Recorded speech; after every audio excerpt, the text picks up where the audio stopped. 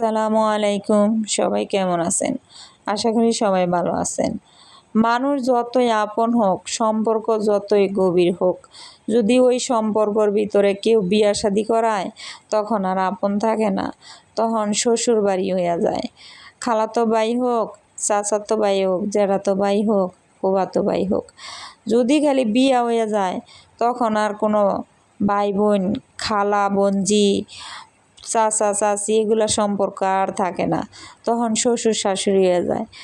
তখন নিজের স্বার্থের জন্য যদি খালাতো ভাইয়ের কাছে বিয়া হয়, তখন ওই বউয়ের মায়েরে যদি কিছু দেয়, তখন খালায় আর বলতো না যে তোর মায়েরে নিয়ে কিছু দিয়ায়, কারণ কব ওই যে মায়েরে দেয় আমারে আর দেয় না। হেরে যদি হাজারও দেয় ওটা নাম নেয় না।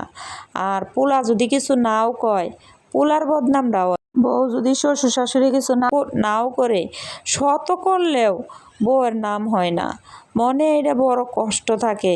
খারাপও করে এমন বউ আছে না যে তা না, আছে, হইতে পারে। আর এত কষ্ট দিতে পারে, সারাটা জীবন যদি পরের বাড়ির ভাত খায়, পর কোনো দিন আপন হয় না।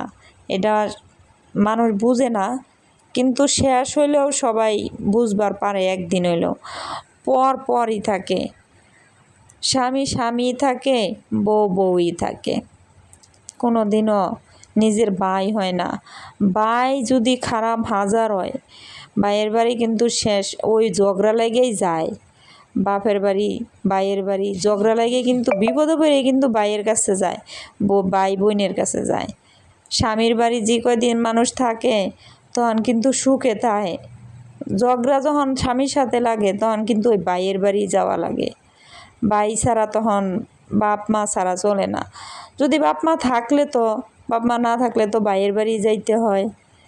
এটাই মানুষের জীবন। ভাই বোনের সম্পর্ক রক্তের সম্পর্ক।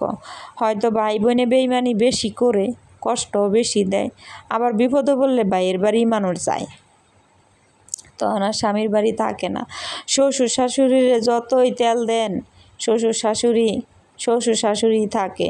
সে খালা হোক, চাচা হোক, জেঠা হোক, বাপের ভাই হোক আর মার ভাই হোক, বাপের বইন হোক আর মার বইন হোক, তখন আর কেউ আপন থাকে না, সবাই পর হয়। কারণ এগুলো আমরা বুঝি।